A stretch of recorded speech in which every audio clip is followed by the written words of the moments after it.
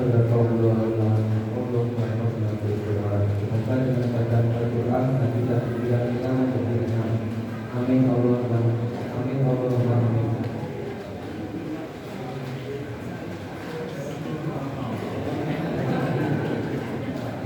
Acara yang ketiga yaitu Sambutan yang pertama akan disampaikan oleh Ketua Panitia. Beliau Saudara Adit. Pada Saudara Adit kami persilakan.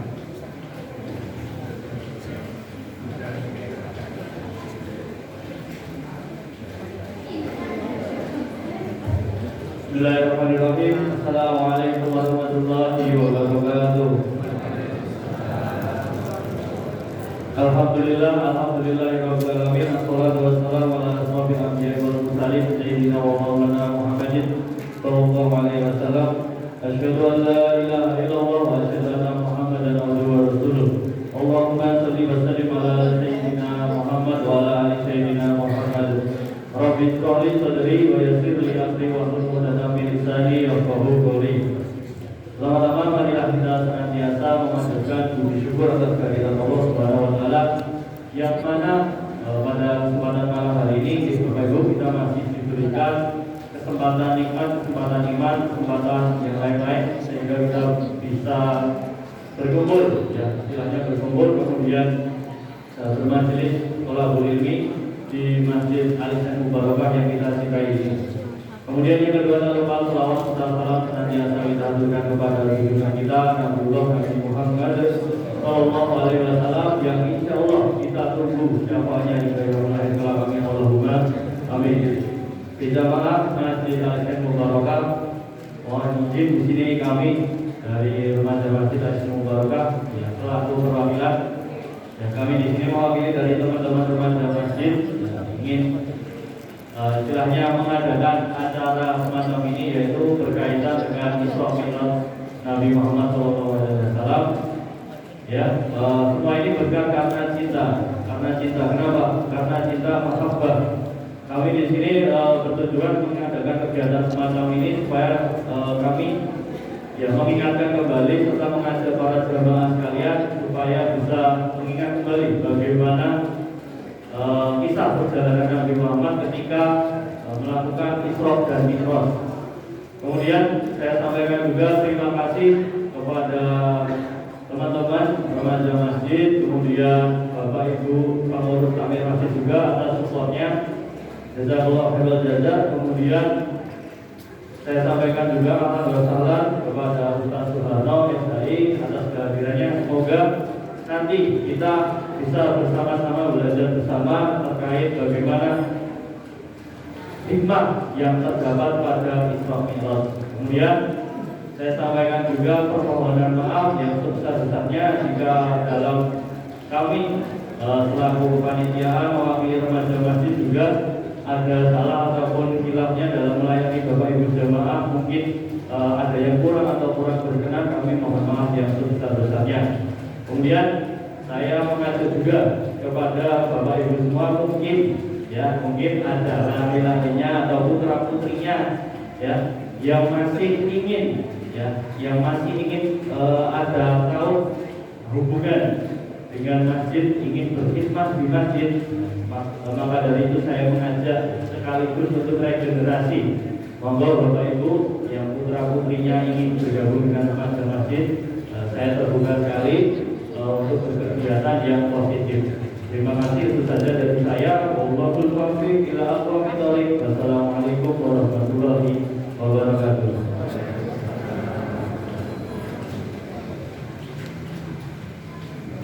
Baik, terima kasih atas sambutannya. Sambutan yang kedua akan disampaikan oleh Ketua Takmir Masjid Al-Ihsan Mubarakah. Beliau Ustaz Hamid. Waktu dan tempat kami persilakan.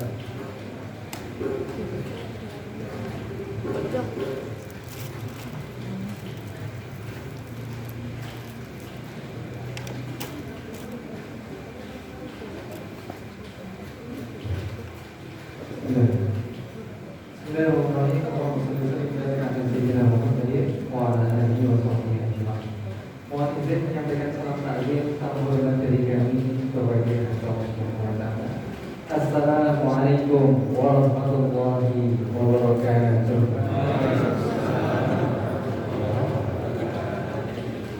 Alhamdulillahirabbil alamin. Alhamdulillahi wa kafa. Wassalatu wassalamu ala rasulil mustafa wa ala alihi wa sahbihi ahli sunnati wal jamaah. Allahumma shalli wa sallim wa barik ala sayyidina Muhammadin wa ala alihi wa sahbihi ajma'in. Yang kami hormati guru kami belajar yang kami hormati segenap Bapak Ibu takmir masjid, Bapak Ibu jamaah masjid Al-Islam Mubarakah, dan tak lupa yang kami sampaikan teman-teman sahabatku remaja masjid Al-Islam Mubarakah. Alhamdulillahirabbil alamin, kesempatan malam hari ini Allah pertemukan kita dalam keadaan sehat walafiat. Alhamdulillah. Sehat Bu? Pulau bilang kabar di Rosen ini musim masuk angin. Tapi saya melihat wajah-wajah bahagia. Tanggal tua. Saya penting berkata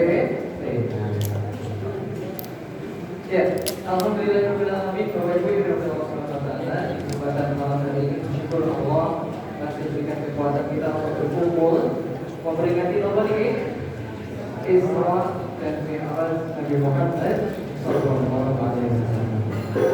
Ini kenapa kita adakan event ini, karena namanya juga memperingati. Karena fitrah Rasulullah merupakan sok lali, maka kita dielek. Maka apresiasi kami untuk teman-teman remaja yang telah menyelenggarakan acara kesempatan malam hari ini dengan sangat rapi, alhamdulillah. Dan tentu ini bagian dari kaderisasi Bapak Ibu, bagian dari regenerasi. Karena siap gak siap seperti kual suatu saat pasti akan digantikan. Ibu-ibu komentar, mau itu mau mas, oke, mau butuhnya gue buat kapan. Oleh karena itu kami berharap event-event berikutnya dihandle oleh teman-teman remaja yang nantinya akan menyajikan kegiatan-kegiatan yang berkualitas, kegiatan-kegiatan yang bermutu. Nonton di Bapak Ibu, oke? Kenapa? Karena teman-teman remaja saat ini Bapak Ibu kita tahu sudah mulai berubah dunianya. Insya Allah. Kalau dulu dunia nyata, sekarang anak-anak muda sekarang ini para muda sudah mulai berubah menjadi amfibi. Apa bu amfibi bu? Hidup di dua dunia, di dua alam. Satu dunia nyata, yang kedua dunia.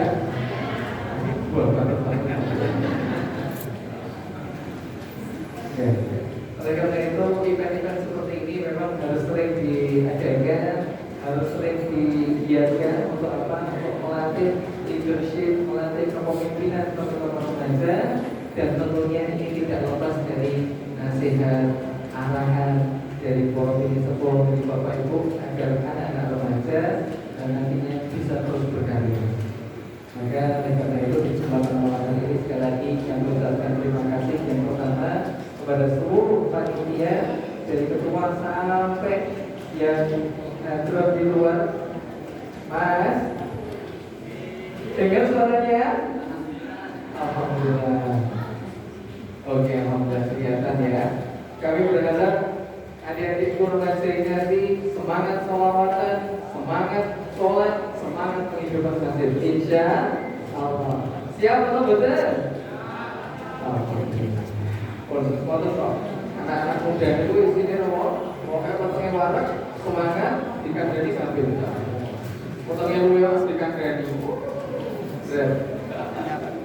Baik, mengenai nanti Bapak Ibu yang pertama, harapan besar kami adalah di momen Isra Mi'raj ini, mari kita boleh maupun luar biasa. Ayo, insya Allah semoga dengan momen ini terbentuk dalam hati kita spirit untuk senantiasa menjaga sholat.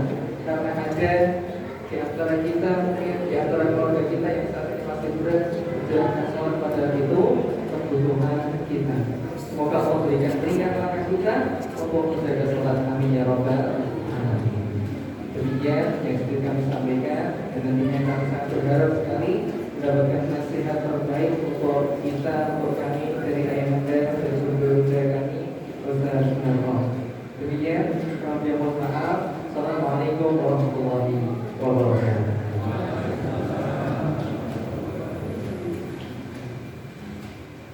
Baik, terima kasih atas sambutannya. Baik, acara selanjutnya yakni acara inti pengajian malam hari ini dalam rangka memberikan isyak ibadah Nabi Muhammad SAW 1444 Hijriah akan disampaikan oleh Ustaz Barno SSI. Sekaligus kami mengunjung pemimpin kepada Ustaz Barno, kami persilakan.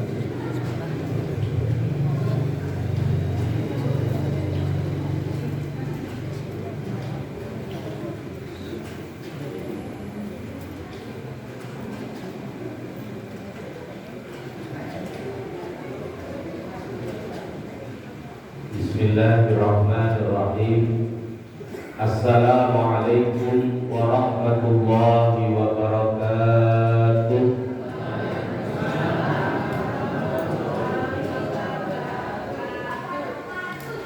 Saya sengaja dari juga dari salam pakai kompak.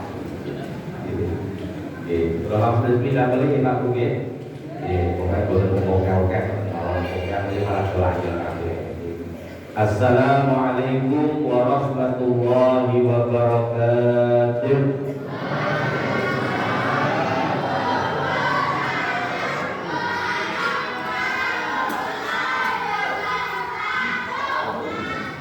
Mana nih kok sebagai pemtelas gitu. Ya, saya tahu. Alhamdulillah ya haqqa hamdi hamdan yuwafi ni'amahu wa yukafi'u mazidah. Asyhadu an la ilaha illallah wahdahu la syarika lah wa asyhadu anna Muhammadan abduhu wa rasuluh. Allahumma shalli wa sallim ala sayyidina Muhammad wa ala alihi wa ashabihi ajma'in, amma ba'du. Qala Allah ta'ala fi kitabihil karim, a'udzu billahi minasy syaithanir rajim. Bismillahirrahmanirrahim. Wa idh qulna laka inna rabbaka ahata bin-nas wa ma ja'alna ar-ru'ya allati araynaka illa fitnatan lin-nas wasy-syajaratal mal'unata fil Qur'an wa nukhawwifuhum fama yaziduhum illa tughyanan kabira. Shadaqallahul azim. Allahumma arhamna bil Qur'an. Para alim, para kiai, sesepuh ingkang kawula bektosi, dumateng para bapak, para ibu, jamaah majelis pengajian Isra Mi'raj ingkang kawula hormati, malinggihipun dhateng kadang-kadang kawula merga muda taruna kenya taruni, teman-teman remaja masjid semuanya yang saya cintai dan yang semoga senantiasa dirahmati oleh Allah Subhanahu wa taala. Yang pertama Bapak Ibu, sebagaimana juga mungkin ingkang sampun kepareng atur di majelis ini, saya mengajak kita bersama-sama bersyukur kepada Allah Subhanahu wa taala. Kadang kula panjenengan itu nek dikon syukur niku terus bayang kene niku ngeten iki. Aku dadak kon syukur barang iki ngopo? Lah wong kabeh ben iki saka sprene lho. Uripku ki yo gur ngene wae. Dadak disyukuri barang piye ngono. Lho padahal sebenarnya ngene-ngene wae kan kowe katane jemure, betul enggak? Itu juga sebuah nikmat yang harus kita syukuri. Sekalipun kelihatannya hidup ini hanya seperti ini terus-menerus, tetapi kita sadar dalam hidup kita banyak capaian-capaian yang kadang-kadang kita tidak merasainya. Kan oleh karenanya memang kita tidak perlu mengingat terlalu banyak hal untuk bisa bersyukur, karena sangat banyak sekali tanpa kita rasakan pun Allah Ta'ala sudah berikan nikmat kepada kita semuanya. Paling boten Bapak Ibu, kula panjenengan dalu niki tasih pun paringi gesang.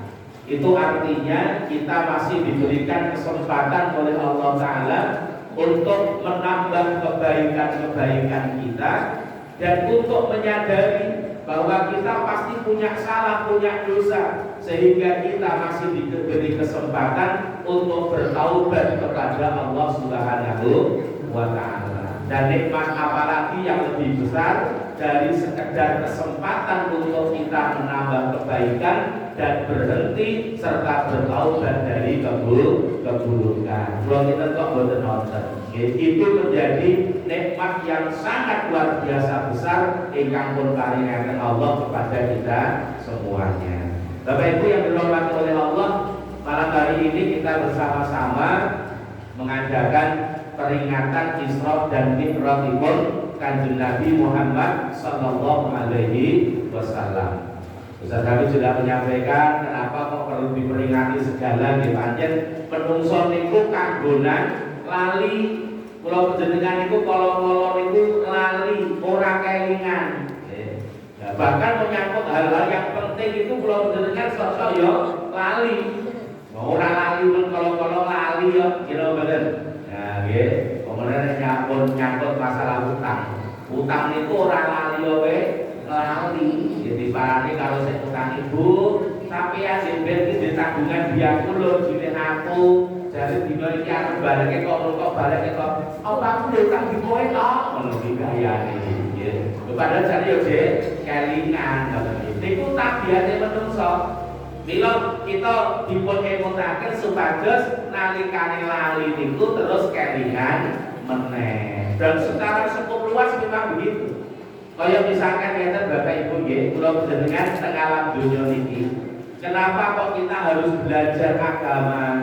Kenapa harus kita belajar membaca, memahami firman-firmanipun Allah Subhanahu wa Ta'ala? Kenapa? Ya, ini sekaligus menjawab pertanyaan dari seseorang yang sebenarnya sangat-sangat terkenal gitu ya, utamanya bagi kaum ibu-ibu dengan bagi TKI kali tokoh ini. Ibu-ibu tuh loh sukanya kok pengajian sampai kapan pengajian itu? Ini ada yang bertanya begitu ya. Nah, lihat pulau penjenengan itu kenapa harus belajar seperti ini? Iya, sebab di antara fase perjalanan hidup kita itu sudah ada yang kita lupakan. Bahkan kalau kita mau mencoba secara mandiri mengingatnya tidak akan bisa.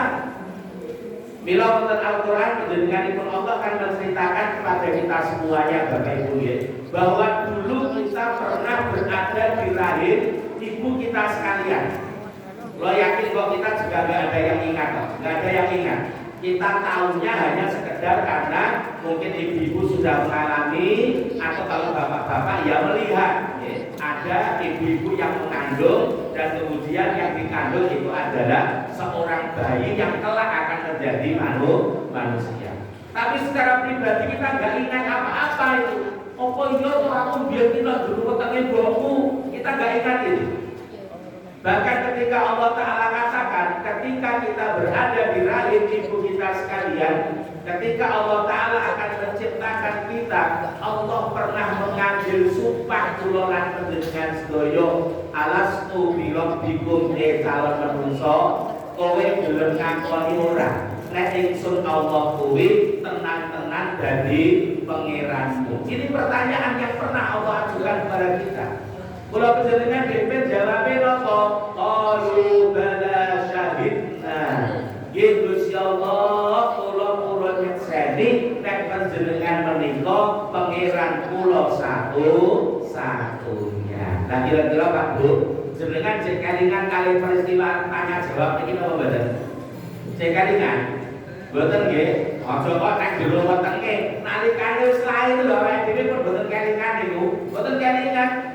Aja kok pas lahir mungkin umur sekitar 1 bulan, 2 bulan, 3 bulan, setahun, 2 tahun, mungkin kita sudah lupa apa yang pernah terjadi dalam hidup kita. Maka Allah Ta'ala ingatkan kula panjenengan sedaya agar kita ingat kembali, agar kita mau untuk kembali kepada kenapa kita diciptakan oleh Allah Subhanahu wa Ta'ala. Nah selain itu Bapak Ibu, Peristiwa Isra dan Mi'rajipun Kanjeng Nabi Muhammad sallallahu alaihi wasallam ini menjadi sangat penting untuk selalu kita ingatkan. Karena memang ini peristiwa yang dalam ukuran nalar pada saat itu termasuk perkara yang nganai-anai, ya, megapi-gapi, kalau dipikir nganggo nalar, disesuaikan kalian situasi zaman itu zaman semonten. Menikah orang mengatakan, ini bohong, ini tidak benar, ini pasti cerita yang dikarang-karang ini, maka berat. Sehingga waktu ngajar melawaskan pangandikanipun Allah Ta'ala yang sering kita baca itu kan kalau Isra Mi'raj itu biasanya ayat pertama surah Al-Isra.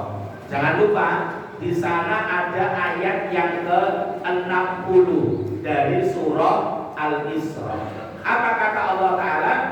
Dan ingatlah ketika kami katakan bahwa sesungguhnya Tuhanmu itu ahata binnas, melampaui segala kemampuan yang dimiliki oleh manusia. Ini dasar pijakan pertama yang Allah Ta'ala ingatkan dumateng kula lan panjenengan sedaya. Kemudian Allah lanjutkan, wa ma ja'alna ru'yallati arainaka illa fitnatal linnas. Dan tidaklah kami jadikan apapun yang kami tampakkan kepadamu wahai Muhammad. Dalam beberapa riwayat dikatakan ayat ini sangat terkait kalian peristiwa Isra lan Mi'rajipun Kanjeng Nabi Muhammad sallallahu alaihi wasallam. Illa kecuali fitnatal linnas, menjadi ujian cobaan yang berat bagi manusia. Maka kalau kita membaca tarikh, membaca sirah nabawiyah, ternyata peristiwa Isra Mi'raj ini menjadi penyaring keimanan orang-orang yang sudah mengatakan iman kepada Kanjeng Nabi Muhammad sallallahu alaihi wasallam. Ini memang Allah Ta'ala itu punya sistem yang hebat, luar biasa untuk mengenali siapa-siapa yang benar dan siapa-siapa yang berbohong dengan ucapan dan pengakuannya. Banyak cerita orang Quran itu. Kalau dengan misalkan ketika Allah Ta'ala mengangkat cerita ngingingi penjenenganipun Kanjeng Nabi Daud, itu kan juga begitu. Di kalau semanten orang-orang Bani Israel itu ditindas oleh seorang penguasa yang bernama Jalut. Akhirnya orang-orang Bani Israel ini minta kepada Nabi di tengah-tengah mereka untuk berdoa kepada Allah. Wahai Nabi, berdoalah pada Allah Ta'ala, mintakan untuk kami agar diangkat di antara kita menjadi seorang raja untuk memimpin perjuangan-perjuangan kita. Makanya didongake tenan kali Nabi ini wau, dan Allah Ta'ala mengabulkan doanipun Nabi kula wau. Allah Ta'ala mengatakan bahwa oke, kalau kamu minta seperti itu atas tuntutan kaummu, aku ijabah. Aku akan menjadikan Toluta malika, seseorang yang bernama Tolut hendaknya kamu angkat menjadi raja, menjadi pemimpin di antara kalian. Lah, dilalah Bapak Ibu, Tolut ini ternyata dudu wong sugih. Tolut ini ternyata dudu keturunane wong hebat. Dia hanya orang biasa. Mulai menika orang-orang Bani Israel yo ndel kabeh. Lah kok yo Tolut kok ora aku. Mboten iku sing rumangsa duwe hak rumangsa mampu. Murine ngono. Padahal iki pilihane Allah Subhanahu wa taala. Ipun akhire wong Bani Israel iku rada kepeksa gelem dadekake Tolut menjadi raja mereka. Nah, bocah kakarito Tolut ngajak tentaranya dan orang-orang Bani Israel untuk berjuang melawan keganasan dan kedoliman Jalut. Maka Bapak ya maka wetok tentarane Tolut ini gampyak akeh banget ya. Tapi Allah Ta'ala tahu Tentarane Talut sing dampyak niku jane oke-oke kothong lompong. Mung melu tok antuk guyub ning ora ngerti rembug, gudug ning ora duweni karep sing tenanan. Akhire nalikane melewati satu sungai, Allah Taala perintahkan kepada Talut, iki sing melu kowe kuwi. Nadyan kok ketoke wong pirang-pirang ngono kuwi. Ning jajane wong-wong ki oke-oke ndledek. Iku nek nekat melu kowe, ruwet-ruweti perjuanganmu. Mula engko nek wis teko nggon kali kono kae, endheken sik tentaramu. Terus omong ngono. Sapa sing ngombe saka kali iki ora sampe aku. Sapa sing ngombe saka banyu kali iki ora sak melu aku. Niki napa dawuhipun Talut kepada pasukannya yang begitu banyak. Ternyata Bapak Ibu, begitu diajak lewat nggen kali niku wau, sing ngombe banyu kali lebih banyak daripada yang tidak minum. Ini Allah menyeleksi. Loh, iki wong bledek iki wong bledek, wong dipengin ngombe kok ngeyel. Dengan monggo kan mundur Pak. Monggo nggih. Kula bersilakan dengan mundur nggih. Dadi niki Talut niku nggih anggenipun komando mboten. Akhire napa? Garek sithik bianget sing arep melu perjuangane Talut. Talut ajeng grantes ya Allah. Kula ajeng berjuang melawan Jalut kekuatannya luar biasa. Lah kok tentara kula garek saoprit iki mengke pripun? Allah Taala katakan tenang lho Talut. Berapa banyak kelompok-kelompok yang hanya kecil bisa memenangkan peperangan atas kelompok-kelompok besar dengan izin Allah Subhanahu wa Ta'ala. Lho niki akhire kan terseleksi gitu kok, nggih. Sing melu perang tenanan sapa, sing mung elon-elon sapa, sing mung ngilangi pekemu sapa, niku diseleksi kabeh kali panjenenganipun Allah Taala. Nah, saat itu yang ikut lolos niku Kanjeng Nabi Daud alaihissalam yang saat itu masih kecil. Nah, sehingga karena Daud ini masih kecil, dalam banyak riwayat dikatakan dia kalau bawa senjata seperti yang lain-lain dia tidak kuat. Mulai kalau pedang itu perang-perang zaman biar kuat, pedang itu anggotanya betul umum bagus. Karena memang harus kuat, ya, karena untuk berperang. Lah cahili argo pedang pabot banget. Terus itu perang wis menggah-menggah tele-tele loh. Niku tok kenapa Daud ini betul kuat. Argo tobat, dure semono, dawane semono. Lah dhek cilik iki paling-paling dure sepiro, yo ora iso. Akhire napa? Ada riwayat mengatakan bahwa Daud ini pada waktu kecil berperang bersama Talut menika membawa pelempar batu. Nek cara awake dhewe teng Indonesia niku nek teng desa jenengane ketapel utawa plinteng. Niku Daud niku gowone niku wong dalu wong pancen iki skenario-ne Allah Taala kok teko gene Jalut niku ditempukne kali Allah Taala kalian Daud kecil menika. Wah Daud ketipu lan kae. Si Jalut ana-ana kae.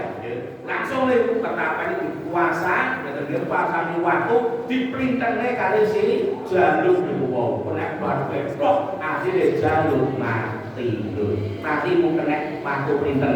Ya niku Jalut niku ngatasé penguasa yang luar biasa. Lho niku carane Allah menyeleksi begitu. Maka peristiwa Isra dan Mi'raj Kanjeng Nabi Muhammad SAW juga tidak jauh dari hal seperti ini. Oke wong sing percaya jareke karo Kanjeng Nabi, nek janjane percayane urung tenanan. Bila dalam Al-Quran itu banyak, misalkan di surah Al-Hujurat gitu, Allah Ta'ala mengatakan ada orang-orang Arab Badui. Arab Badui itu Arab pedalaman lah gitu. Teko datang Kanjeng Nabi Muhammad Sallallahu Alaihi Wasallam. Terus dia ngomong, amanna Muhammad, kami beriman. Allah Ta'ala tahu nek wong iki rong iman tenanan. Nabi langsung dijauhi, Muhammad kowe langsung ono omongane wong-wong kae. Kowe aja ngomong amanah, ning kowe ngomong aslamna. Kowe aja ngomong kami iman, tapi kamu sekedar katakan kami patuh, kami tunduk kepada wahai Muhammad. Kuwi wae. Mergo napa? Imane durung mlebu tenan-tenan ana jero atine. Dadi ngandhake iman karo Kanjeng Nabi niku tujuane boten kok percaya tenan niku boten, tapi sekedar mbok menawa engko nek aku percaya karo Kanjeng Nabi entuk fasilitas. Model wong ngeten iki aku jaman biyen pancen pun enten kok. Nggih. Dadi wong Katolik niku yo kaya wong muni karo wong liya iki ngopo-ngopo ngoten niku yo tujuane iki mung entuk fasilitas kuwi mau. Nggih. Kok boleh iki mungkin dan 2024 pemilu wah iki mungkin oke banget iku wong muni ngono iki. Mas aku bola-bola Mas, aku bola-bola Mas. Lho kayak biasa. Iki betene apa? Kan dikai amplop. Nah, kalau tim sukses. Nah, begitu. Jadi ini nama mereka waktu itu begitu. Tadi Allah Ta'ala sudah mengingatkan demikian. Nah, ternyata Bapak Ibu, dengan peristiwa Isra dan Mi'raj ini, orang-orang yang keimanannya memang belum benar-benar, akhirnya ya bali melih ke dalam kekufurannya, karena memang kekufuran itu belum kenyang dari hatinya. Loh, kula iki wau enek sing sawau jare ngomong wis iman, gara-gara peristiwa Isra Mi'raj akhirnya ora sida iman balik kepada kekufurannya. Tapi bagi mereka yang sudah percaya betul-betul, maka peristiwa Isra dan Mi'raj ini semakin menguatkan keimanannya kepada Kanjeng Nabi Muhammad sallallahu alaihi wasallam. Salah satunya adalah sahabatipun Kanjeng Nabi inggih menika Abu Bakar. Abu Bakar niku urung kepethuk Kanjeng Nabi bisan peristiwa Isra Mi'raj niki.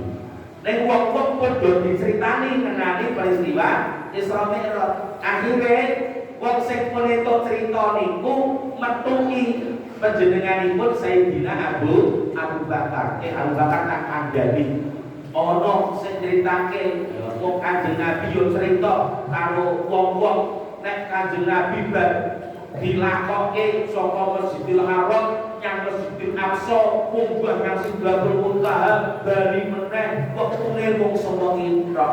Kanggomu piye Abu Bakar? Abu Bakar tanpa banyak berkomentar beliau mengatakan, kalau memang itu cerita dari Nabi, maka aku 100% percaya, sekalipun aku belum bertemu dengan Nabi Muhammad sallallahu alaihi wasallam. Karena Pak Buge, maka ini penting ben kula panjenengan mengke ngerti aja nganti kaya uwong-uwong sing akhire jane ngandhake iman tapi jebule atine ijik dikebaki kekufuran. Gara-gara peristiwa niki akhire imane ilang bali meneh diiseni atine kanthi kekufuran. Naudzubillah. Nah, saya menika Bapak Ibu, ada satu kata kunci barangkali yang bisa kita lihat agar kita dalam memandang peristiwa Isra Mi'raj ini dengan pandangan yang benar, tepat. Jadi begini, kalau panjenengan ketika membaca ayat yang pertama, dari gua pindah ayat pertama, itu Allah Ta'ala mengawali firman-Nya dengan subhana. Subhanalladzi asra bi 'abdihi dan seterusnya. Subhana atau sipun apa subhana itu? Maha suci. Nah, Bapak Ibu, ternyata resepnya mengeten. Orang-orang ini akhirnya tidak mau beriman benar-benar, bahkan kembali kepada kekufuran karena mereka salah dalam mengukur peristiwa Isra lan Mi'rajipun Kanjeng Nabi Muhammad sallallahu alaihi wasallam. Nah, salah ukuran niku nek marai masalah. Yang ngapunten Bapak Ibu nggih, salah ukuran itu untuk sesuatu yang sifatnya dunia saja. sudah serba tidak mengenakan. Ngapunten ibu-ibu, panjenengan masak kudune gareme niku ukurane mung sak sendok. Nek jenengan paringi sak iro suwe gedhe kae. Niku kira-kira masakane jenengan rasane pripun niku? Wasine pol-polan. Gara-gara salah ukurane garam. Niku mung masalah donya niku. Panjenengan misalkan sukunipun menika wedi kae. Jempol-jempolane kaya kedel kok kabeh kok gitu, mlentuk-mlentuk ngono. Terus jenengan ditukokke sepatu ning ukurane mung ukuran 28. Dipaksa dikon nganggo nglakon sikile jenengan rocok kabeh gara-gara salah ukuran. Niku mung perkara donya Pak Bu nggih. Lah nek niki dikukur sesuatu yang sifatnya akhirat, wah bahaya. Nek ngantek salah ukuran itu bahaya. Maka untuk Al-Quran banyak Allah Ta'ala ingatkan kepada kita kesalahan-kesalahan manusia di dalam memberikan ukuran-ukuran. Contoh misalkan ya, orang-orang Arab Jahiliyah itu kan menganggap bahwa Tuhan itu tidak boleh hanya satu. Kenapa? Karena dia mengukur ukuran Tuhan dengan ukurannya manusia. Mereka mengatakan begini, tuh, alam raya itu kan luas sekali. Kalau Tuhan itu hanya satu, mesake Tuhan, tele-tele roh ngurusi alam semene ambane. Itu berarti kan Tuhan diukur kanggo ukurane menungso. Lah nek menungso aja kok ngopeni sak donya iki, ngopeni gaweane dhewe kadang-kadang tele, wong niku ukurane menungso.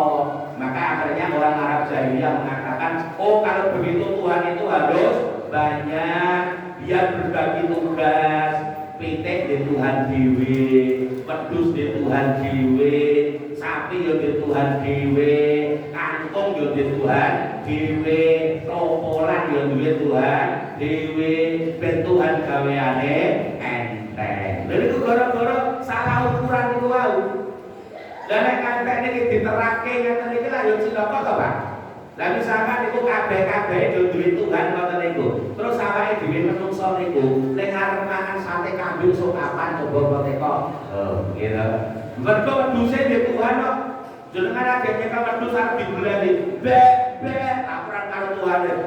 Tuhan, aku dibelani karo menungso. Akhirnya Tuhan wedhus mudhun.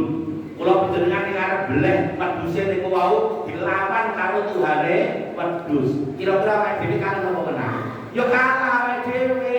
Aja kok Tuhane wedhus jenengan iki lho dimusuh karo wedhus merah ngono wae jenengane kalah. Gitu. Jenengan mungkin tahu alami kula tahu kok. Nggih. Beleh wedhus kok niku wedhuse blong-blong gedhe gitu. Urung sita tak beleh niku tak tuntut kula dituntut kula ngletak kula. Nggih. Sampai tak tuntut niku kok rutuk kok niku. Sikil kula disundang niku kula tiba. Ki mung musuh wedhuse kuwi. Lah nek musuhe Tuhan wedhus, napa mboten gegirisi lho, Pak? Nggih. Lah nek modele ngono terus kapan menungso ning arep mangan sate kambing. Akhir-akhir bila wedhus Tuhane wedhus nesu. Lah ngoten ta niku. Niku gara-gara salah ukuran. Mulai akhirnya pemahamannya keliru, pemahamannya sesat. Waktu kalian misalkan itu mulai, akan dia surah Al-Muzammil insyaallah. Itu kan Allah Ta'ala mengatakan bahwa penjaga neraka alaiha di atas atau penjaga neraka itu tis'ata asyar, ada 19. Oh, ini sejaga neraka kuwi ana 19. Nah ternyata Bapak Ibu krungu ayat niki Abu Jahal, Abu Lahab yang sumber dengan akhirat bakal dadi Abu Gosok niku tenan nggih. Leboke neraka harus arep apa meneh nggih dadi Abu Gosok tenan niku. Niku terus nonton kae rumono. Muhammad kabarke jare Tuhane duwe neraka, ternyata neraka diselungguh mung 19. Lah kok kowe rumangsa apes musuh wong 19 padahal kowe wong pirang. Lho, iki Abu Jahal itu Dadi rumangsane 19 niku ukurane menungso.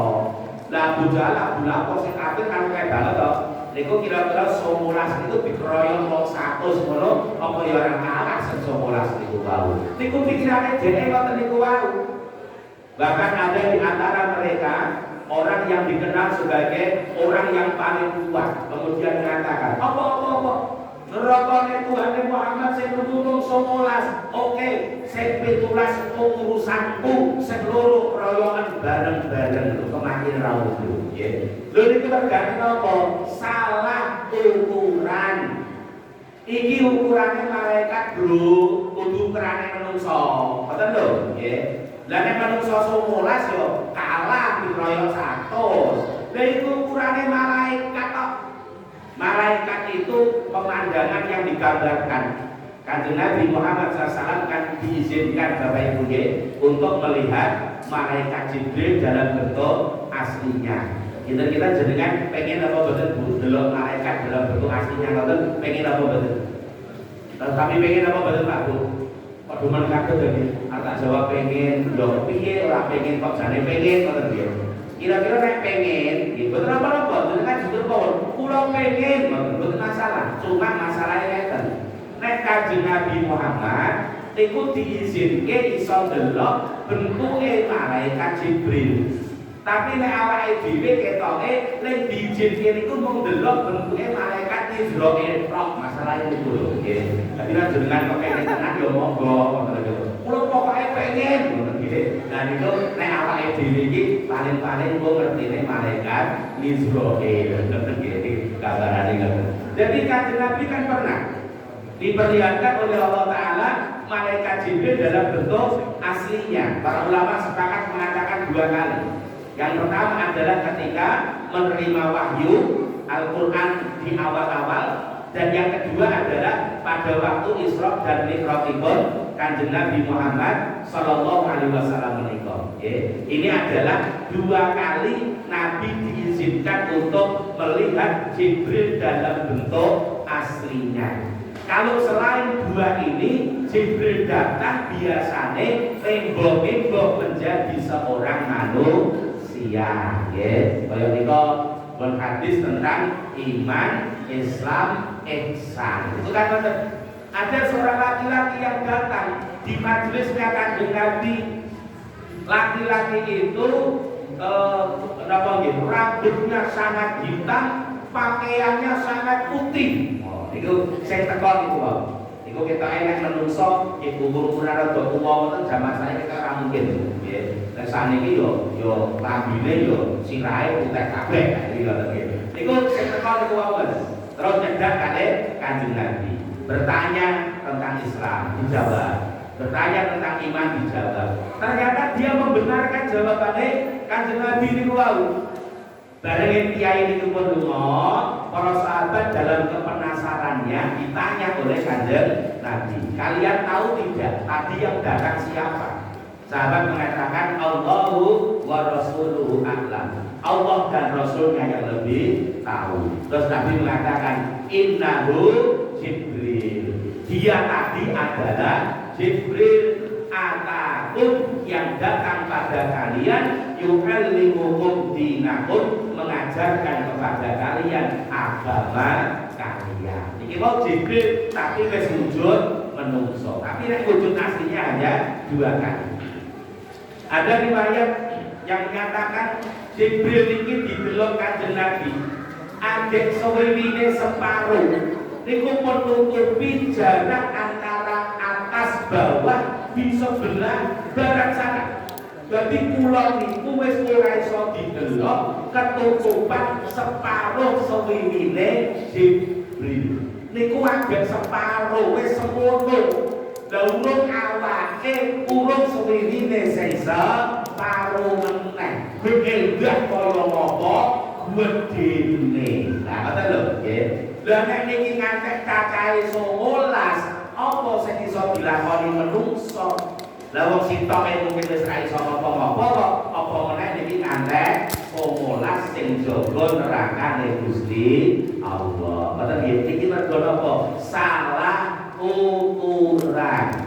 Maka Bapak Ibu dalam kita memahami peristiwa Isra dan Mi'rajipun Kanjeng Nabi, monggo gunakan ukuran yang pas. Bagaimana kita mengukurnya? Ingat, peristiwa Isra Mi'raj niku aja diukur dari ukurane Kanjeng Nabi, tapi ukurlah dari ukurane Gusti Allah. Ngoten lho nggih. Dadi nek Kanjeng Nabi yo kon aku kok Masjidil Haram, yang Masjidil Aqsa, munggah Sidratul Muntaha mundur meneh wong saka ngintok yo nek cara wong Arab musmakul gitu.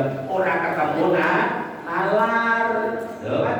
Tapi nek ukuran Gusti Allah subhana, Allah maha suci dari segala kekurangan dan segala kelemahan.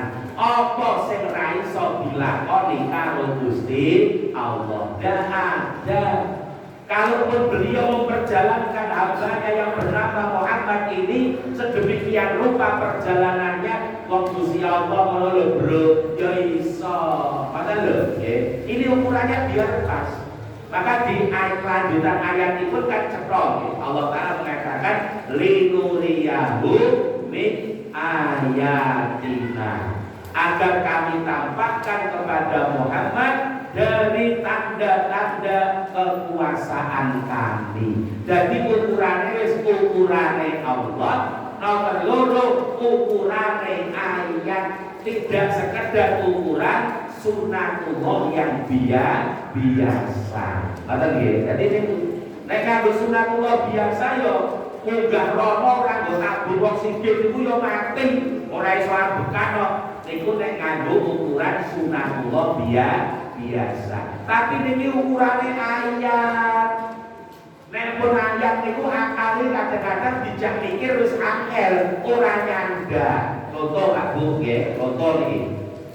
Geni kalih banyu itu adalah dua benda yang saling bertentangan.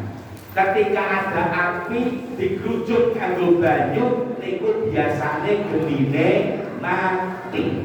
Ngoten nggih. Niku ukuran sunnatullah biasa seperti itu. Tapi nek pun ukurane ayate Gusti Allah Ta'ala iso wae geni karo banyu bercampur dan tidak saling mempengaruhi satu dengan yang lain. Napa enten to Pak? Dengan kang dosen dengan Google ya. Ada gunung berapi yang berada di bawah laut. Coba pikirin dengan luwih ya. Gunung berapi ini masih ada lava pijarnya, ije ono genine, dhuwure ono banyune. Lah kok genine gunung berapi ora mati-mati, digrujuk banyu pirang-pirang saka laut. Ukurane ayat bro, wis ora sunatullah biasa. Iki ayat Allah. Ngoten lho. Nggih. Iki kula dengan ukurane gen pas, gen bener. Malih misalkan ikan amin toyo itu kan benda cair. Kalau dia dicampurkan, maka dia akan bercampur satu dengan yang lain. Karena tentu menyatu menjadi satu. Umpama dikai rasa, rasane mesti yo gabung siji karo liyane. Jenengan damel teh, pun paringi gendis, akhirnya rasane lebih. Nah ini lebih nopo boten itu, boten dari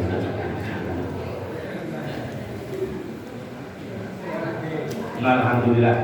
Nggih, lagi alhamdulillah. Nah, nggih. Jadi damel teh ngeten dikai gula rasane lebih. Niki misalkan teh niki mau dicampuri banyu putih sementen iki, kira-kira rasa legine ilang apa mboten? Ilang. Ilang wong niku campur dadi siji to.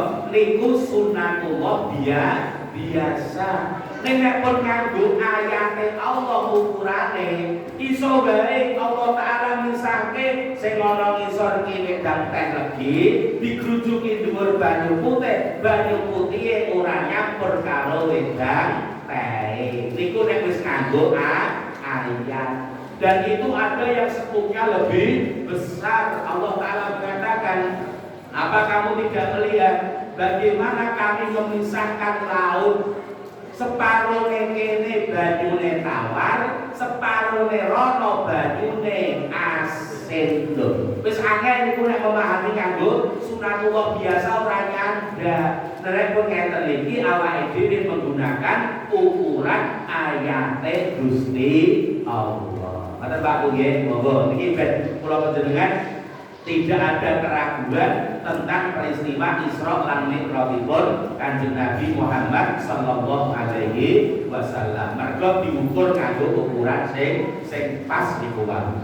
Nah, salajengipun Bapak Ibu, peristiwa Isra Mi'raj menika sejatosipun paling tidak ada beberapa hal yang perlu untuk kita ambil sebagai hikmahnya. Yang pertama Bapak Ibu, Isra Mi'raj ini adalah menjadi salah satu pembuktian saking ngarsanipun Allah Ta'ala kanthi ginakaken Kanjeng Nabi Muhammad sallallahu alaihi wasallam bahwa hidup manusia itu tidak hanya di dunia ini saja, tetapi nanti ada kehidupan selanjutnya yang berakhir pada namanya kehidupan akhirat. Dibuktekne kali panjenenganipun Allah Ta'ala. Maka Nabi dari bumi ini, dari dunia ini diangkat ke langit sana, dituturne kali Allah Ta'ala ana neraka, dituturne kali Allah Ta'ala ana swarga. Padahal swarga neraka itu adalah hal-hal yang sifatnya akhirat. Nah, mila monggo Bapak Ibu, yang pertama ini kula panjenengan kelingan urip niku ora gur enek ngalam dunya. Awake dhewe sampeyan akan menuju pada fase penghidupan berikutnya di alam barzakh, dan kemudian nanti kita akan masuk sampai nanti di alam kehidupan akhirat. Ini dibuktikan oleh Allah Ta'ala. Tidak perlu kita mulai lu sing dikandani sing dikek ngerti kok Kanjeng Nabi tok piye, aku kok ora. Ngoten. Lah pertanyaane, nek kowe kok dijak iki kowe kuat apa ora? Itu masalah. Nggih. Lha kowe dijak mebur banget. Lah wong kowe adem-adem wae ki mau jare David masuk angin ngono lho. Gitu. Lah kok pengen melu munggah rono. Kok nek angin batur bus ngono, malah angine mlebunya alam kabeh mati kepo ngono. Jadi kalau dengan rasa protes, itu Kanjeng Nabi yang diberikan hak untuk melakukan pembuktian itu. Bila mau dengan yang pertama ini, kita ingat bahwa hidup kita ternyata tidak hanya di dunia saja. Allah buktikan nanti ada kehidupan akhirat. Mula monggo urip teng alam dunya iki hati-hati. Ya, hati-hati betul. Ojo sampai naik dhewe, jangan semaunya sendiri, tetaplah ikut kepada ketentuan-ketentuanipun Allah Subhanahu wa Ta'ala. Monggo nggih. Wong pendengaran dunya proses. Ngalam dunya niku endahe, senenge, enake kabeh terbatas dan semuanya semu. Lembek nanti kita aturaken nggih. Dadi enake dunya iki mung sepira to? Nek para ulama ngaturaken fana dunya wa tasarrufu ahwaliha. Dunya iki bakal rusak lan enak-enake dunya kuwi ana watese. Panjenengan kunjuk Bapak Ibu, niku iso krasa seger tenanan. Niku nek pas ngelak tur kae paling-paling sak gelas ngeten iki. Niku mobilnya seger tenan, enak rasane. Tapi jenengan tambahi melih sak gelas, rasane enak, sudo, segere sudo. Tambahi sak gelas meneh dadi 3 gelas, enake sudo, segere sudo. Tambahi 4 gelas niku malih ora enak, ning kang weteng kemplung-kemplung. Nah, ngoten lho. Lha niku kenikmatan dunia. Ora penak nek mobil kokean niku. Nah, mergo kula nate, Pak. Jadi kula niku biyen kan berat badan saya sempat sampai 98 alhamdulillah. 98 Kang bayangke. Dhuwur kula mung semene, bobote 98 kilo. Kok muni badan kok niku kula. Nggih, akhire kula konsultasi pengen nuduhke berat badan. Lah niku dikon ngombe sedina sewengi 4,5 liter. Wah. Kula batin gak kok nasibku ngumpuli sapi aku ngono kuwi. Sapi kan digelogong nanti kan arep dibeleh. Lah aku kok sedihnya kon ngombe semono berani. Tapi ya alhamdulillah ya Pak Yunadianto rekoso tapi ternyata waktu itu sempat bisa menurunkan berat badan saya dari 98 menjadi 75. Wah hebat itu. Ning sini mau nguyong wae. Ayo petani setengah sedino ngoten gitu. Jadi enak ini kan sudah perkokokean itu wow. Makan itu enaknya seberapa sih ketika kita lapar dan makannya itu ya dalam porsi yang sedang saja itu enak. Nek jenengan tambahi meneh dahare rasane enak mesti sudah tambahi meneh dahare rasane enak suwe-suwe ilang.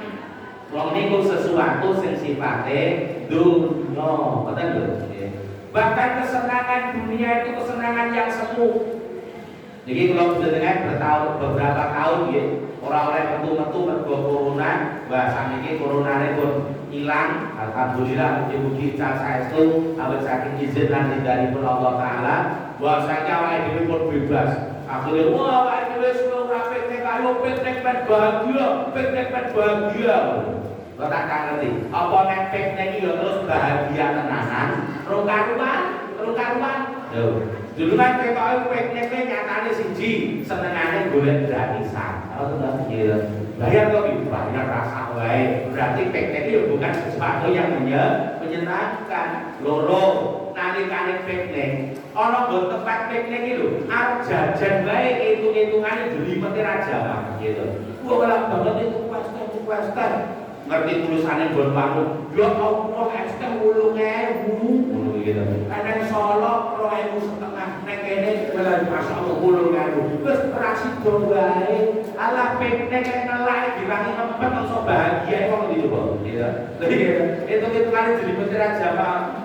Loh, begitu mulai piknik, mungkin nek kono ayo tuku apa, teko omah, dipun dompet dibuka, gede-gede, duwe-duwe entek ta ya. Ono kok piknik bahagia kok iki. Lho, niku lak semu lho wae. Ya kene makanya semu dunia itu. Mula kene napa kula jenengan kok banyak yang hanya mengejar dunia saja, lupa bahwa ada kehidupan akhirat. Ini loh. Monggo dengan diingatkan oleh Allah Subhanahu wa taala dengan peristiwa Isra dan Mi'raj ini. Nek ra percaya saliyane ana penguripan donya, ana penguripan akhirat, yuk nabimu, rasulku tak jae kita buktekke sekabehane. Lho Kanjeng Nabi nyriyosaken dhateng kula lan panjenengan sedaya menika. Nggih monggo. Ini penting sekali untuk kita perhatikan. Yang kedua Bapak Ibu, selain bahwa Allah Ta'ala memberikan pembuktian kepada kita kehidupan tidak hanya ada di dunia tetapi nanti ada kehidupan akhirat, ternyata untuk mendukung kebaikan dan kemaslahatan hidup kita baik dunia itu ataupun sampai akhirat nanti, kita membutuhkan sesuatu yang tidak boleh kita tinggalkan dan tidak boleh kita anggap remeh.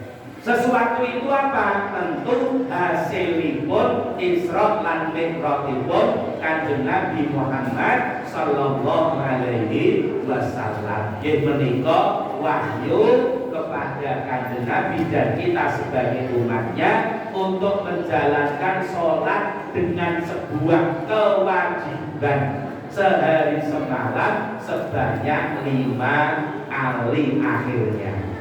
Ini Bapak Ibu, jadi kalau menjadikan kita ana urip dunya, ana urip akhirat. Nek kowe pengen dunya mudhare, pengen akhirat mudhare, mula hasilnya pembuktian dalam Isra Mi'raj ini yang berupa perintah sholat, monggo dipun laksanakaken kanthi sae.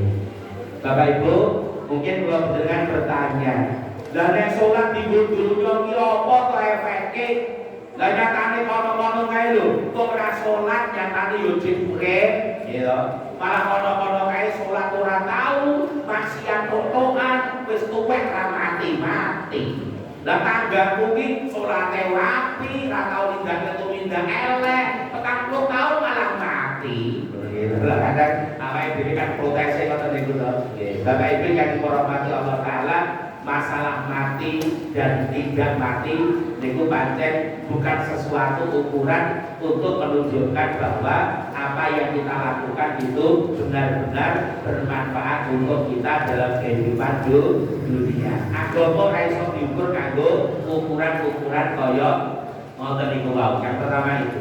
Yang kedua, siapa tahu tanpa kesadaran kita bahwa kita misalkan kok ngantek ke umur 40 tahun itu juga gara-gara sholat yang kita kerjakan. Mungkin kalau kita tidak kerjakan sholat, mungkin 20 tahun wis mati, mungkin 15 tahun wis mati tanpa kita sadari. Karena fakta-fakta ilmiah tidak bisa dibantah Bapak Ibu. Sholat yang kita lakukan ini Masya Allah, fadilah keutamaannya untuk kehidupan dunia kita sangat luar biasa. Ada satu contoh, saya baca sebuah tulisan terkait dengan penelitian. Orang yang terbiasa mengucapkan lafaz Allah, itu memiliki harapan hidup lebih panjang dan badan yang lebih sehat daripada mereka-mereka yang tidak pernah mengucapkan lafaz Allah itu. Kenapa demikian? Mergo ternyata tenggen tutuk kula panjenengan itu tersimpan semua simpul-simpul saraf komplit di dalam seluruh tubuh kula lan panjenengan sedaya. Mula nek wong niku kok untune sulaya niku biasane berpengaruh kepada yang lain. Wonten ingkang kula niku mripate blawur, nggih, mboten iso dienggo nyawang. Diperiksake nganggone dokter mata, teko mriko mung ditekoki. Jenengan lara untu. Nggih niku Pak Dokter, nggih pun jenengan mantuk untune mang tambani. Sing lara mripate karo untune, nek doktere mata ngomong sekedar nambani untune. Mengke nek untu jenengan mari, mripate jenengan balik melih cetha nyawang. Ngoten to iki dibagi. Lha jenengan dhewe enten napa nika? Pelawak nggih. Mas Topan kali Mas Yesus itu salah satunya kan meninggal karena apa? Ada pembengkakan gusi. Lho niku teng mriki niki lah, nggih. Kulo pancen kudu hati-hati tenan merawat mriki niku hati-hati. Nek Islam itu mensyariatkan kita untuk simak itu jadi yo luar biasa. Hati-hati betul. Tangga kula sing termasuk sederek nggih. Niku kan ya piyambake niku jane yo nek cara apa nggih umunine karo awake ngono niku ketoke kaya yak-yak ora. Nek nadya kok ngoten, dhek niku paling wedi karo suntik kula nggih. Awake gagah niku munine iki opo suarane gemontang niku. Nek karo suntik iki wedi. Satu saat Bapak Ibu lara untune niku nggih. Ditlambakke ora gelem janyang rumah sakit ora gelem nggih. Pokoke wegah. Nek buane lorone untu iki kebiyangan tenanan gitu. Akhire napa? Pun kepeksa deh. Wis nek penting pokoke untuku sing lara ndang dicabut gendang mari. Akhire gelem digawa tenggene dokter.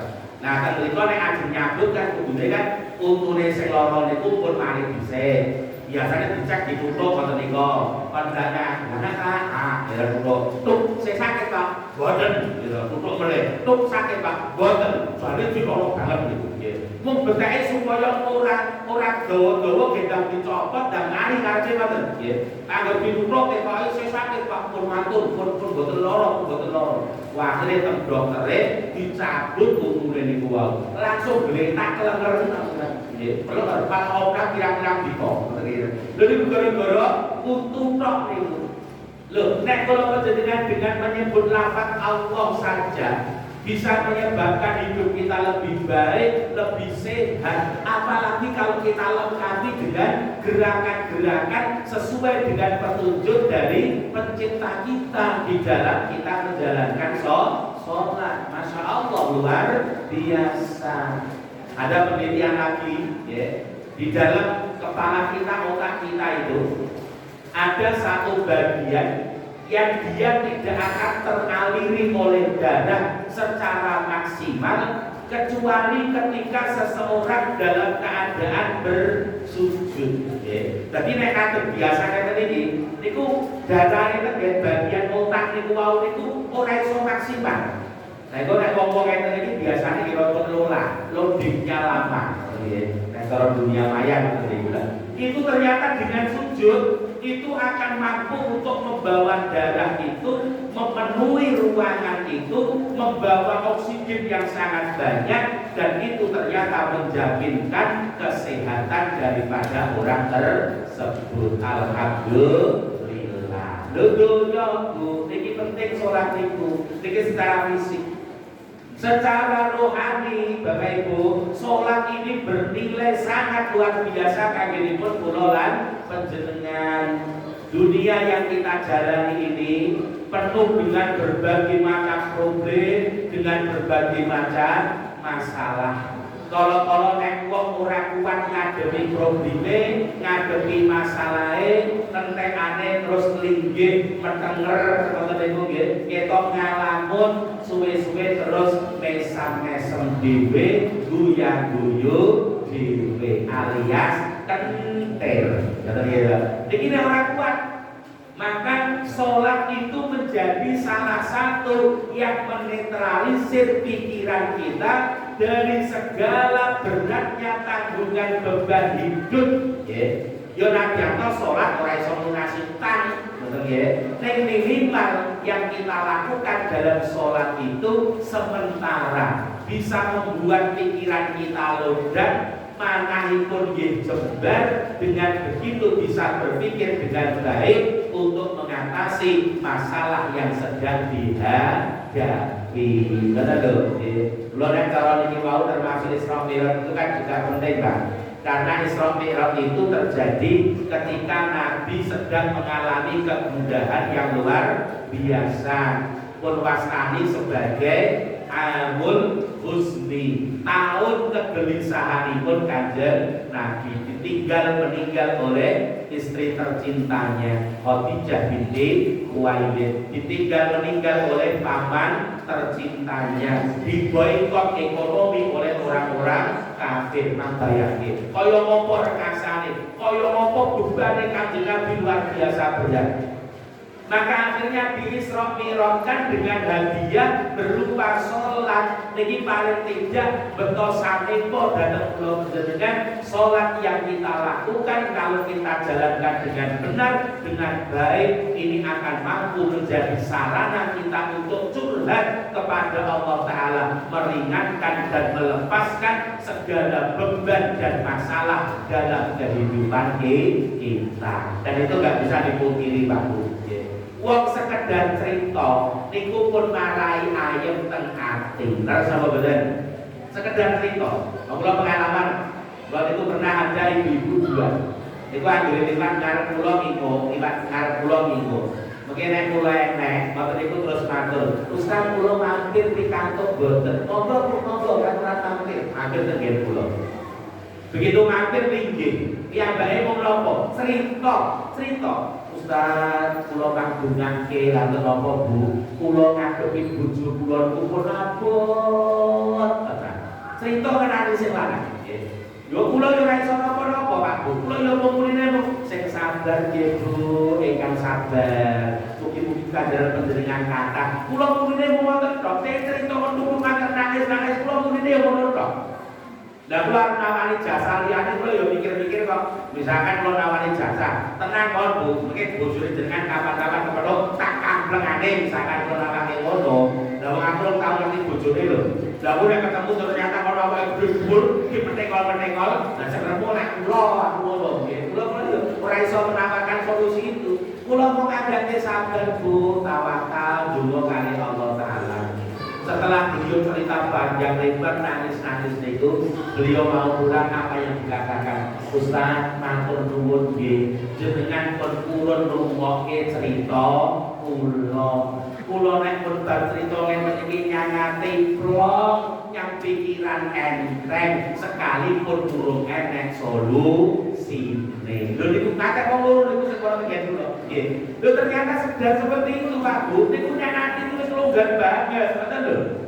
Lah wae dhewe nek duwe masalah-masalah niku monggo jangan kemana-mana. Kembali kita kepada siapa? Kepada Allah Ta'ala. Lantaran nopo? Sholat niku wau gitu. Nek mungkin rampung jenengan nyandai anggere nek wong sholat nanti nangis-nangis kita kandhani. Lah apa to? Si akeh lho salate nanti nangis-nangis. Lah apa to? Berarti beban duwe sakit yo. Aku jangan berarti yo ngono kuwi. Yo ora karuan ngono gitu. Itu tidak selalu terkait dengan beban hidup. Wong cedhak tenan karo Allah Ta'ala ya iso nangis-nangis tenan. Tapi kan gini pun yang punya problem-problem ini, sholat ini sangat luar biasa. Betul nggih? Monggo. Biar kita ini ada masalah apapun itu tidak sampai membawa kita kepada kondisi yang merugikan. Betul Pak Bu nggih? Iki dunya. Nah, akhiratnya napa? Melih akhirat Nabi mengatakan hal yang pertama nanti akan dihisab oleh Allah Ta'ala dari seorang hamba adalah sholatnya. Kalau sholatnya baik, insya Allah semua amalnya akan dijadikan baik oleh Allah Ta'ala. Tapi nek sholatnya bisa terus mesti dimestake berarti amaliyane ya Allah. Karena Allah sudah mengatakan sholat itu tanha 'anil fahsya'i wal munkar. Kata dia bilang monggo ini Bapak Ibu dari Isra Mi'raj Allah Ta'ala seakan memberikan solusi kepada kita. Kowe uripmu nek donya, uripmu nek akhirat, ben uripmu loro-lorone mlaku kanthi sae, aja lali, nggih. Aja kok tinggalke apa sing tak paringke marang kawulaku, marang hambaku, wahyu arupa nindakake ibadah sholat. Monggo insyaallah hidup kita dunia akan baik, akhirat juga akan baik. Amin Allahumma amin. Maka sesuai tema menika monggo nggih salat dilakoni. Nah, kadang-kadang pun sregep ngaji, pengajian mangkat terus, tapi rong salat monggo sakniki dicoba.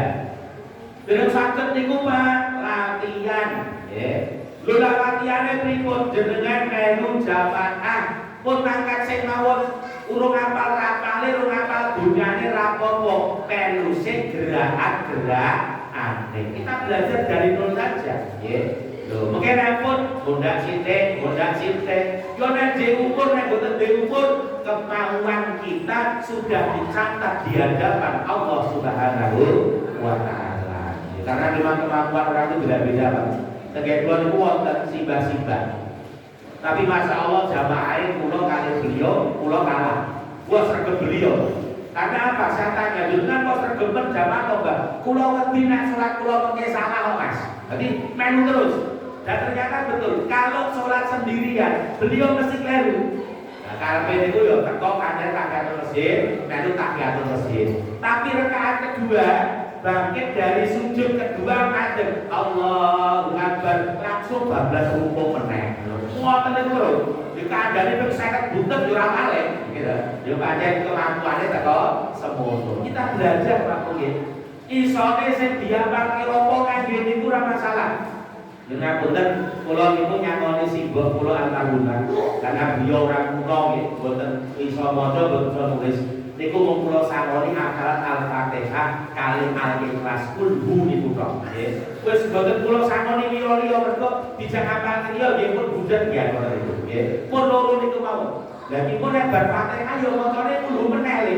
Nggih boten napa-napa. Kula ngoten kok kemampuannya sampai di situ. Terus kan imami. Aku coba nek imami kok isone kulhu tok. Iku kadang-kadang yo marai luwet. Ya nek anekdot atau cerita. Di satu masjid kebetulan ada dua orang. Yang satu ini Pak Imam, yang satu ini jadi orang patut imam ning semangatnya oleh. Ning wong duwe hafalan surat kulhu niku kok. Satu saat imamnya itu berandakan untuk hadir. Akhirnya jamaah itu yang mulia-mulia sehingga di semangat itu imami. Padahal dia itu duwe wong kulhu niku kok. Akhirnya kepeksa dhek maju imami. Rakaat pertama lancar. Gitu. Al-Fatihah kulhu. Rakaat kedua bar maca Al-Fatihah mulai imame sing ganten niku wau pikirane dadi bulet. Aku mau bar maca kulhu. Mosok rakaat kedua maca kulhu meneh. Ki oleh apa ora? Lah nek ora aku terus maca surat apa kok ngapalku mung kuwi. Akhire imame niki wau ngadeg nyamburi terus dheweke ngomong para makmum ngapunten niki misalkan kula maca kudu melih angsal napa mboten makmume kabeh muni angsal sak masjid bakal kabeh salate. Kalau jenengan imam kok ilang panane kumpul kulo. Tapi nek sangu-sangu pribadi kula jenengan ya apa-apa. Ya semampu kita. Kata dia monggo iki kita mencoba untuk belajar ayo sekolah.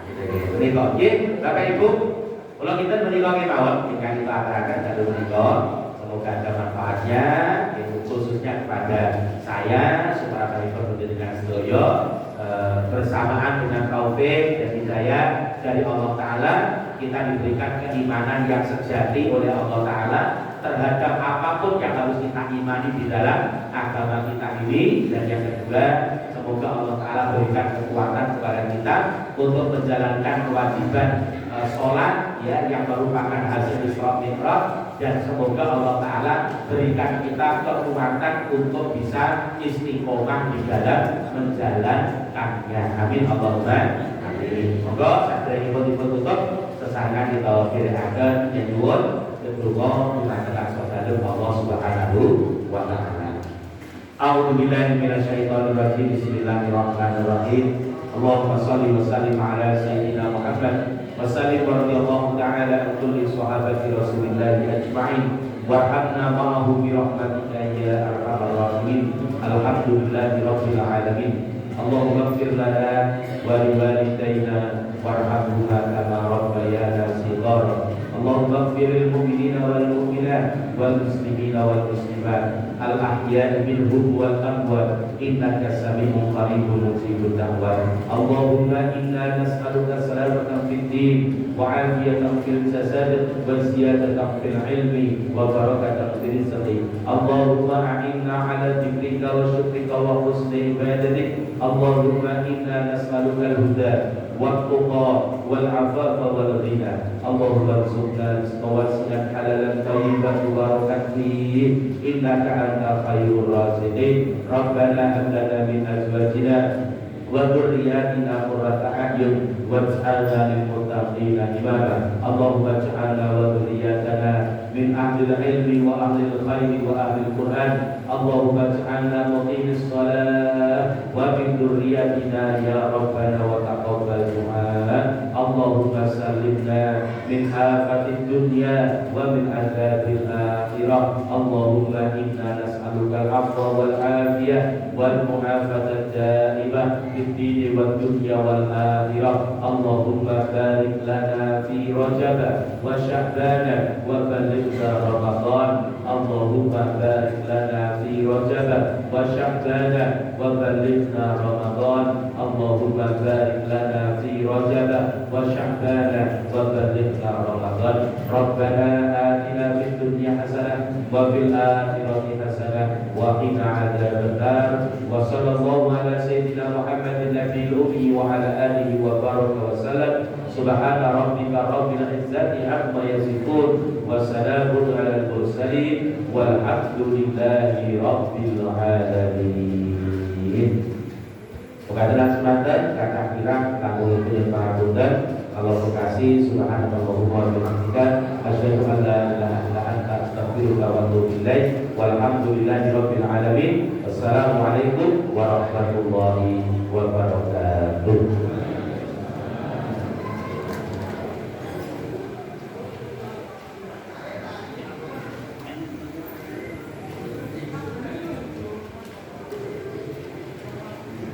Terima kasih Ustaz Warno atas ilmu yang disampaikan. Semoga apa yang telah disampaikan dapat bermanfaat bagi kita semua. Amin.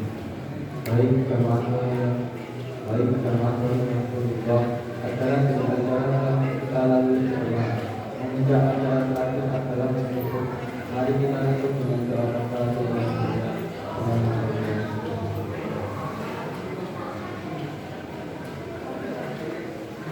Kami mewakili seluruh panitia penyelenggara acara Isra Mi'raj mengucapkan banyak terima kasih atas kehadiran Bapak Ibu jamaah sekalian dan mohon maaf apabila dapat kekurangan dan kesalahan selama acara kita dilaksanakan.